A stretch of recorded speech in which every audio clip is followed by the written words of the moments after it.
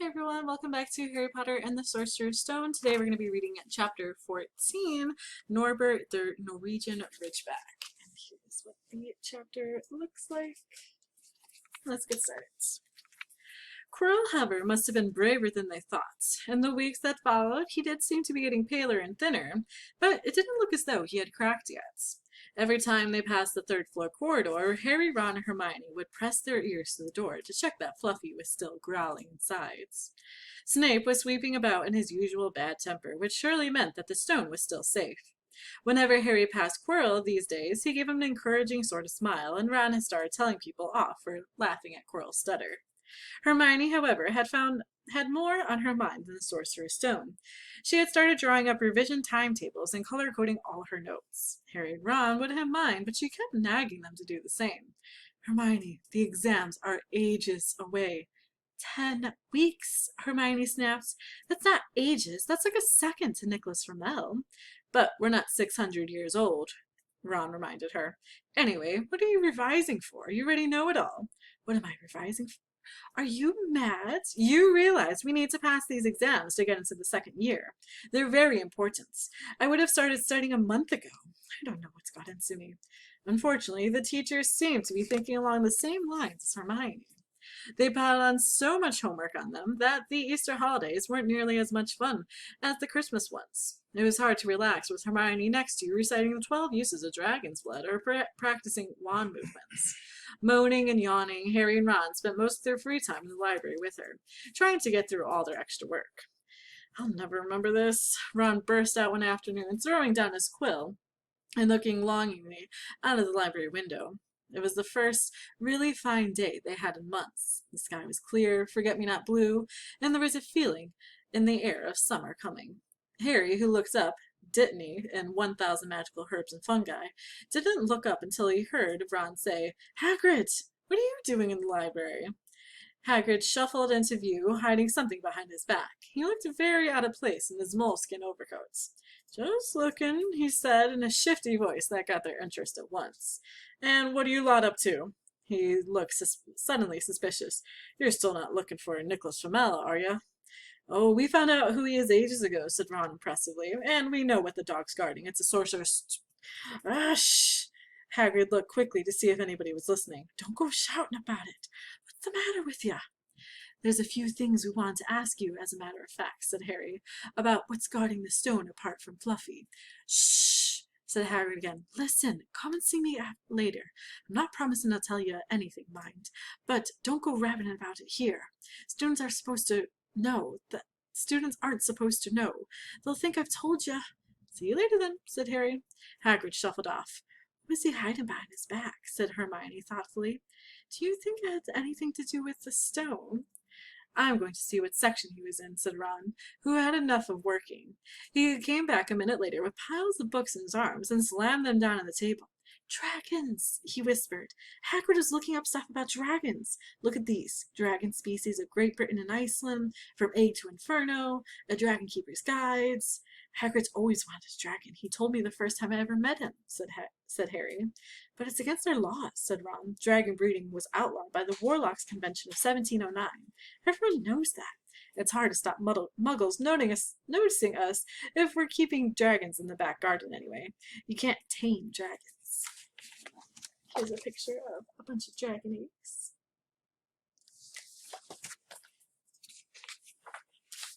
"It's dangerous. You should see the burns Charlie's got off the wild ones in Romania." "But there aren't any wild dragons in Britain?" said Harry. "Of course there are," said Ron. "Common Welsh green and Hebridean blacks. The Ministry of Magic has a job hushing them up, I can tell you. Our lot have been putting spells on muggles who spotted them to make them forget." "So what on earth's Hagrid up to?" said Hermione. When they knocked on the door of the gamekeeper's hut an hour later, they were surprised to see that all the curtains were closed. Hagrid called, "Who is it?" before he let them in, and then shut the door quickly behind them. It was stifling hot inside, even though it was such a warm day. There was a blazing fire in the grate. Hagrid made them tea and offered them stoat sandwiches, which they refused. "So you wanted to ask me something?" "Yes," said Harry. There was no point beating around the bush. "We were wondering if you could tell us what's guarding the Sorcerer's Stone apart from Fluffy." Hagrid frowned at him. course I can't, he said. Number 1, I don't know myself. Number 2, you know too much already, so I wouldn't tell you if I could. That stone's here for a good reason. It was almost stolen out of Gringotts. I suppose you've worked that out and all. Beats me, you know even about Fluffy. Come on, Hagrid. You might not want to tell us, but you do know. You know everything that goes on around here, said Hermione in a warm, flattering voice. Hagrid's beard twitched, and you could tell he was smiling. We only wondered who had done the guarding really. Hermione went on. We wondered who Dumbledore had trusted enough to help him, apart from you. Hagrid's chest swelled at these last few words. Harry and Ron beamed at Hermione. Well, I don't suppose it could hurt to tell you that. Let's see. He borrowed Fluffy from me. Then some of the teachers did enchantments. Professor Sprout, Professor Flitwick, Professor McGonagall. He ticked them off his fingers. Professor Quirrell and Dumbledore himself did something. Of course. Hang on, I've forgotten something. Oh yeah, Professor Snape. Snape? Yeah. You're not still on about that, are you? Look, Snape helped protect the stone. He's not about to steal it. Harry knew Ron and Hermione were thinking the same as he was. If Snape had been in on protecting the stone, it must have been easy to find out how the other teachers had guarded it. He probably knew everything except seeing Quirrell's spell and how to get past Fluffy. You're the only one who knows how to get past Fluffy, aren't you, Hagrid? Said Harry anxiously. And you wouldn't tell anyone, would you? Not even one of the teachers? Not a soul knows except me and Dumbledore, said Hagrid proudly. Well, that's something, Harry muttered to the others. Hagrid, can we have a window open? I'm boiling. Can't, Harry, sorry, said Hagrid. Harry noticed him glance at the fire. Harry looked at it too. Hagrid, what's that? But he already knew what it was. In the very heart of the fire, underneath the kettle, was a huge black egg. Ah, said Hagrid, fiddling nervously with his beard. That's Where did you get it, Hagrid? Said Ron, crouching over the fire to get a closer look at the egg. Must have cost you a fortune. Won it, said Hagrid. Last night I was down in the village having a few drinks and got into a game of cards with a stranger. I think he was quite glad to get rid of it, to be honest. But what are you going to do with it when it's hatched?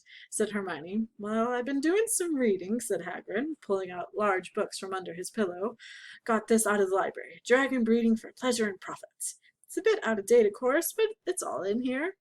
Keep the egg in the fire, cause the mothers breathe on 'em, see 'em and when it hatches, feed it on a bucket of brandy mixed with chicken blood every half hour. And see here, how to recognize different eggs. When I got them, there's a Norwegian Ridgeback. They're rare, them. He looked very pleased with himself, but Hermione didn't. Hagrid, you live in a wooden house, she said. But Hagrid wasn't listening. He was humming merrily as he stoked the fire. So now they had something else to worry about. What might happen to Hagrid if anyone found out he was hiding an illegal dragon in his hut? Wonder what it's like to have a peaceful life, Ron sighed. As evening after evening they struggled through all the extra homework they were getting. Hermione had now started making revision timetables for Harry and Ron, too. It was driving them mad. Then, one breakfast time, Hedwig brought Harry another note from Hagrid's. He had written only 2 words. It's hatching. Ron wanted to skip herbology and go straight down to the huts, but Hermione wouldn't hear of it. Hermione, how many times in our lives are we going to see a dragon hatch? We've got lessons. We'll get into trouble. And there's nothing to what Hagrid's going to be in when someone finds out what he's been doing. Shut up, Harry whispered. Shut up, Harry whispered. Malfoy was only a few feet away, and he had stopped dead to listen. How much had he heard? Harry didn't like the look on Malfoy's face at all. Ron and Hermione argued all the way to herbology, and in the end, Hermione agreed to run down to Hagrid's with the other 2 during morning break. When the bell sounded from the castle at the end of their lesson, the 3 of them dropped their towels at once and hurried through the grounds to the edge of the forest. Hagrid greeted them and looked flushed and excited. It's nearly out, he ushered them inside. The egg was laying on the table. There were deep cracks in it. Something was moving inside. A funny clicking noise was coming from it. They all drew their chairs up to the table and watched with bated breath. All at once there was a scraping noise, and the egg split open. The baby dragon flopped onto the table. It wasn't exactly pretty. Harry thought it looked like a crumpled black umbrella. Its spiny wings were huge compared to its skinny jet body, and it had a large snout, or a long snout, with wide nostrils, stubs of horns, and bulging orange eyes. It sneezed. A couple of sparks flew out of its snout.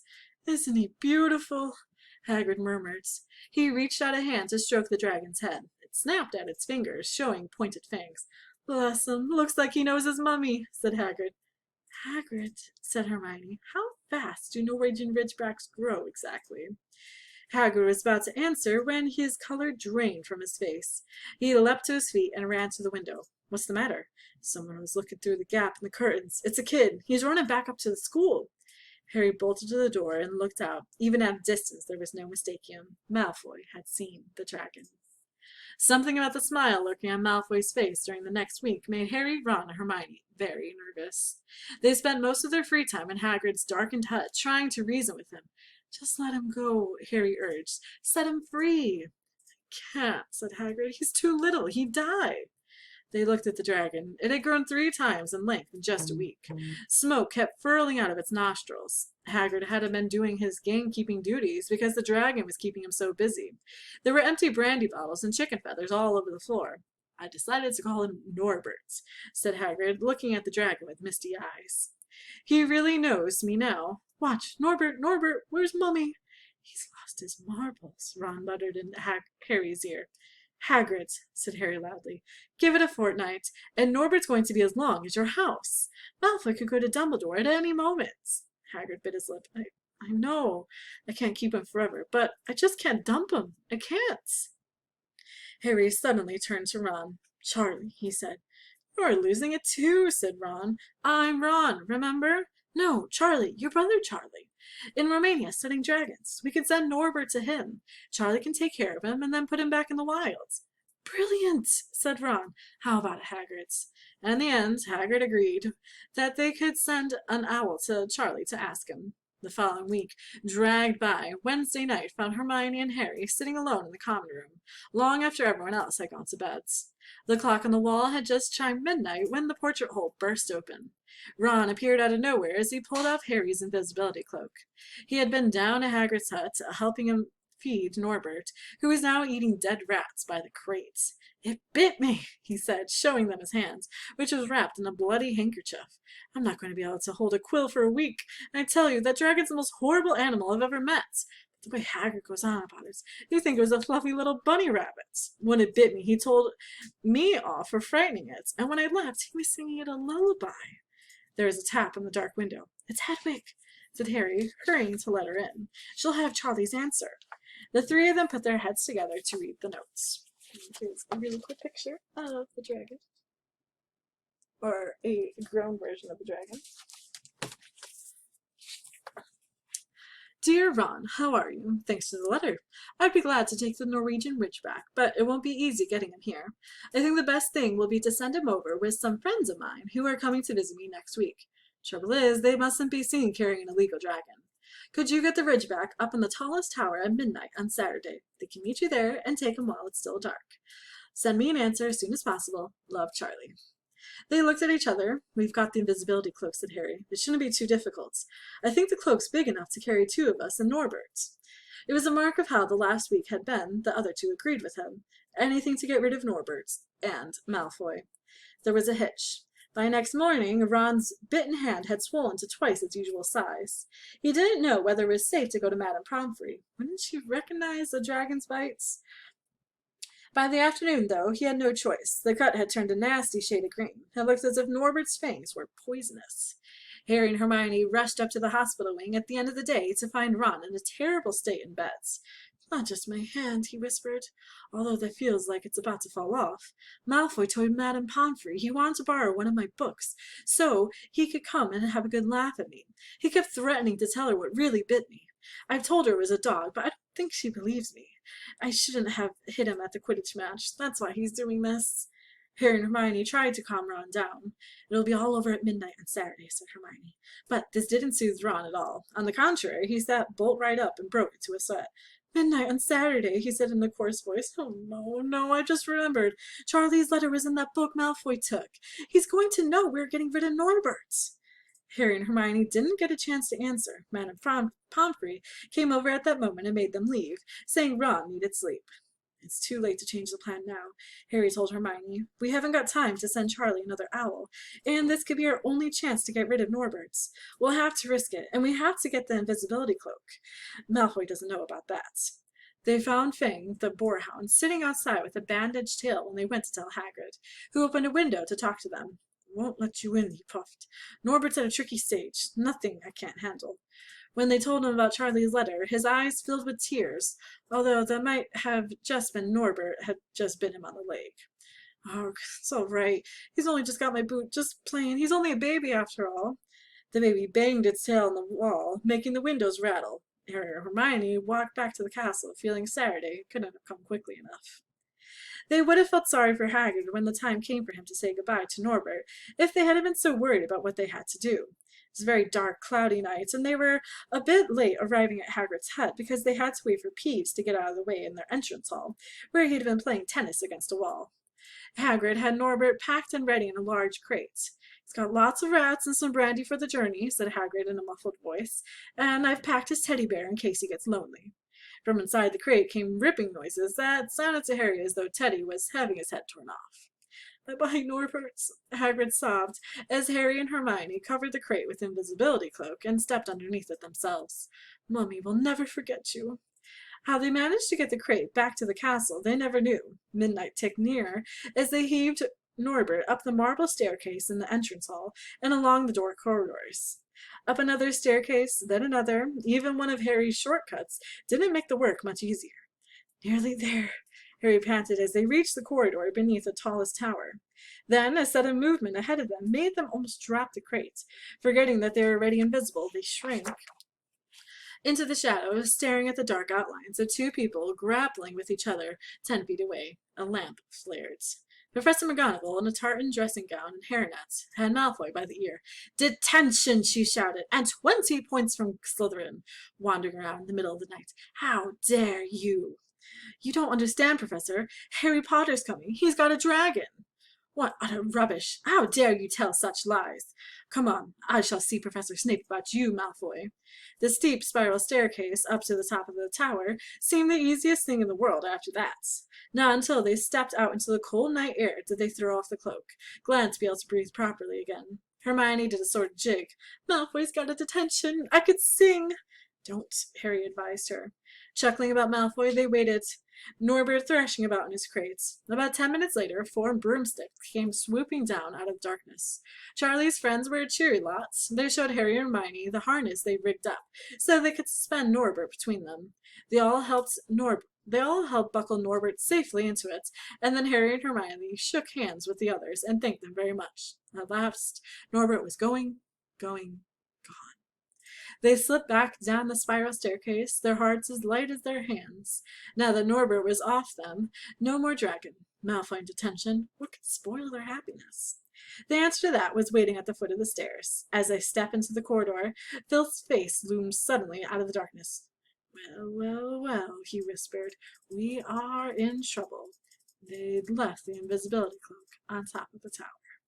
And that is the end of chapter 14. I'll see you in the next video for chapter 15. Bye!